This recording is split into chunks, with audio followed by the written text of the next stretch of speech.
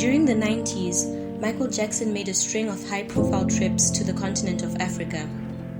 During his time in Africa, he visited orphanages, children's hospitals, churches, schools, and playgrounds as part of a non-performing tour.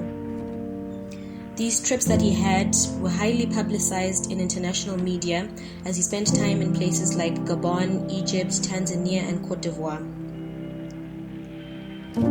Whilst in Cote d'Ivoire, he was crowned a prince of the Agni people, who later on, when Michael died, organized a separate funeral there in Cote d'Ivoire to honor the late pop star. In February of 1992, MJ traveled to Gabon, where he was hosted by President Omar Bongo and greeted by large crowds of people holding signs that read, "Welcome home, Michael." During this trip, Michael received the West African Nations Medal of Honor from President Omar Bongo. Before Michael, only heads of states like Nelson Mandela and high-ranking dignitaries received the medal, making Michael the first entertainer to receive the medal. The relationship between the Jackson family and the Gabonese dictator was seen as controversial back home in the United States. Later on in 1995, Michael Jackson presented twice President J. Rawlings of Ghana with 2 gold swords on behalf of Al-Walid bin Talal of Saudi royalty. This was done during a banquet in honor of Rawlings at the Beverly Hilton Hotel in California. A lot of images posted on public forums capture Michael surrounded by Africans dressed in traditional ceremonial garb.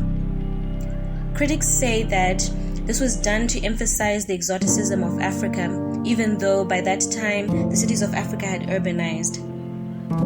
Why did Michael love Africa so much? Well, I have a few direct quotes from Michael Jackson from his interview that he did in 1992 with Ebony magazine, where he described the continent as home. The pop star said, "For me, it's like the dawn of civilization. It is the root of all rhythm," as he described what Africa meant to him. In his interview, he also mentioned his efforts to increase his understanding of the political climate of the countries he visited in Africa. Michael had a few tours in Africa. Starting in around 1974, Michael Jackson made his first trip to the continent as part of the Jackson 5. In the Africa tour that was organized by the Motown brothers for them to perform in Ghana, Zambia, and Ethiopia. Unfortunately, the tour was cut short and the Jacksons remained in Senegal, where they visited Dakar, Tujwal, and Gorée Island, which was the departure point for captured Africans who were sold into slavery. The next tour came in January of 1979 to January 1980, where MJ had the Destiny Tour, where he performed in South Africa. And then as part of his 1996 to 1997 history tour, Jackson performed in a place called Tunis, Tunisia, and he also performed in Cape Town, Johannesburg, Durban, which are in South Africa. In June 1999, the MJ and Friends tour took place in Seoul, South Korea, and the second one was in Munich, Germany, to help raise funds for children in Kosovo, Africa, and other parts of the world. Jackson had the 2 concerts during the tour and was joined by a longtime friend and collaborator Slash. If you attended any of his tours, do comment down below and let us know which ones, and let me know if I've left out any. Otherwise, we'll move on to his next project, which was Liberian Girl. Liberian Girl is a smooth, sensual song released in 1989 as the 9th single on MJ's seminal album. Spike Lee described the song as a rare and welcomed celebration of African women's beauty, especially women from Liberia in West Africa. The song opens in Swahili with a whispered chant done by South African singer and anti-apartheid campaigner. Her name is Letta Mbulu, who famously sang Not Yet Uhuru in 1992. The chant goes, Nakupenda pia, nakutaka pia mpenziwe, which translated to English means I love you too, I want you to, my love. It's interesting that Michael went with Swahili, since the language is neither spoken in Liberia nor South Africa. Nonetheless, the song was a beautiful dedication to women, from the visuals used to the creative process. According to the Zimbabwe Mail and the Herald, MJ entered into Zimbabwe in 1998 to secretly meet with the former president Robert Mugabe at the National State House in Harare. The reason for this meeting was because Michael had intentions to build a hotel in Victoria Falls. Michael aspired to build a chain of hotels across the world, and Victoria Falls was one of the locations they scouted for one of their hotels. On this trip, Michael was accompanied by members of the US-based United Pacific Holdings Group.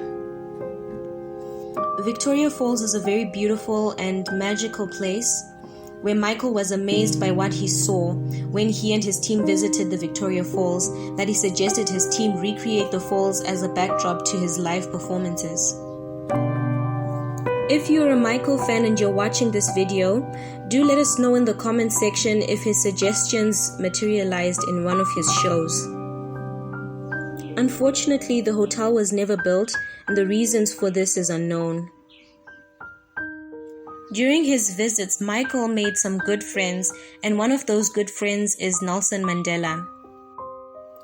These two global icons shared a very special relationship where Michael affectionately referred to Madiba as grandfather.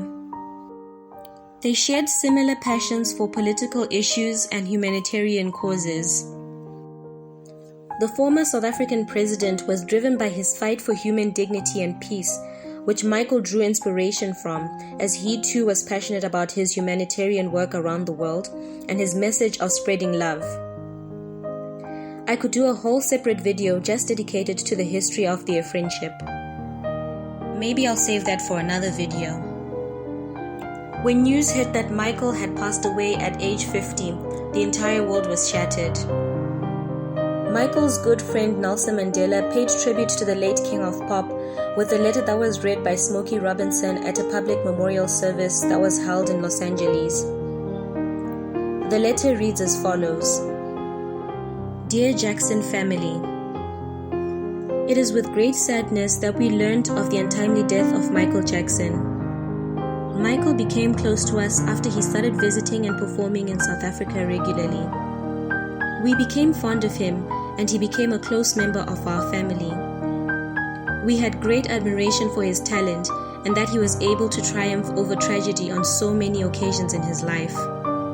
Michael was a giant and a legend in the music industry, and we mourn with the millions of fans worldwide. We also mourn with his family and his friends over the loss of a dear friend. He will be missed and memories cherished of him for a long time. Be strong. Signed, Nelson Mandela.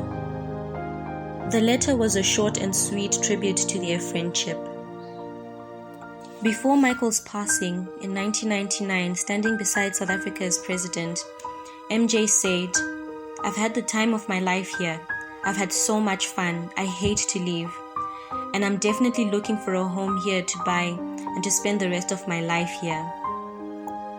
I don't know if Michael ever got the chance to establish roots in Africa, but one thing's for certain, his talent will definitely be missed.